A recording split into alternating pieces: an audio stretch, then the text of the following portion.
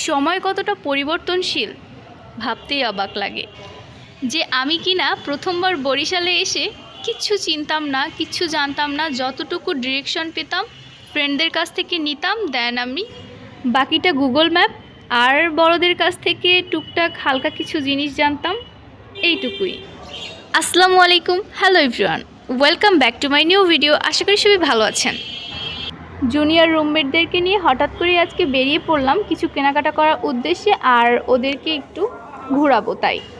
আর প্রথমেই চলে আসলাম একটা জুতার দোকানে, কারণ বেশ কয়েকদিন ধরে বৃষ্টি হওয়ায় আমার জুতার অবস্থা খুবই খারাপ। আর যেহেতু এখনও অনেক দিন বরিশালে থাকতে হবে, তাই জুতা এখন কিনতেই হবে। আর দোকানে এসে একটা ভিডিও শ্যুট নেওয়ার জন্য যখনই ক্যামেরাটা অন করলাম, আর এইখানে এই ভাইয়াটা বুঝে গেছে যে আমি কেন ভিডিও করতেছিলাম, তাই আমাকে জিজ্ঞেস করলো যে আপনার পেজের নামটা বলেন। এই একটা মজার ব্যাপার যে আমি প্রত্যেকবার জুতা কিনতে গেলেই আমার একটা একটা করে ফলোয়ার বাড়ে। তো এরপরে এখানে দাঁড়িয়ে দাঁড়িয়ে দেখতেছিলাম আর ভাবছিলাম যে কি করা যায় এখন, যেহেতু আমরা আজকে সারাদিনই ঘুরবো। বরিশালের এই জায়গাটাতে একটু কোলাহল কম আছে, বাট অপোজিট সাইডে যে বিবির পুকুর পাড় যেটাকে বলেন, এইখানে একটু কোলাহল আছে। সত্যি বলতে আমাদের বরিশালের সব জায়গাগুলোই সুন্দর, বিশেষ করে ঘোরার জন্য যে জায়গাগুলো, এক একটা জায়গার স্পেশালিটি এক এক রকম। আমরা আমাদের কাজ শেষ করে বিবির পুকুর পাড়ে কিছুক্ষণ ওয়েট করতেছিলাম ভেলপুরি খাওয়ার জন্য, বাট এখানে ভেলপুরির কোনো দোকানই ছিল না। আর এই ব্যাপারটা আমাকে খুবই হতাশ করে দিছে।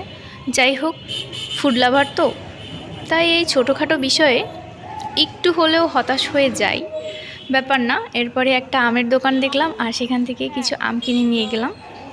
আর অনেক দিন ধরে আমার আম্মু আব্বু দুজনেই বলতেছিল যে আম কিনে খেতে, বাট আমার আম কেনাই হয় না।